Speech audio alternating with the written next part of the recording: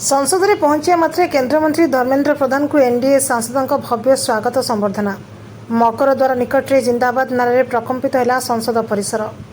संसद में धर्मेन्द्र प्रधान को भव्य स्वागत, गुंजिला धर्मेन्द्र प्रधान जिंदाबाद स्लोगान। नीट प्रश्नपत्र लीक अभियोग को नहीं केन्द्र शिक्षा मंत्री पदर इस्तीफा देते एनडीए मध्य धर्मेन्द्र प्रधान का प्रभाव अविकल रही। सोमवार संसद को फेरिबा बेले बीजेपी सांसद धर्मेन्द्र प्रधान को दलीय सहयोगी माने भव्य स्वागत जणाइथिले एवं धर्मेन्द्र प्रधान जिंदाबाद स्लोगान रे संसद परिसर गुंजी उठिथिला। एही घटना को नहीं विरोधी दल माने कड़ा प्रतिक्रिया प्रकाश करिसेंती। तालचेरु तालचेर एक्सप्रेस।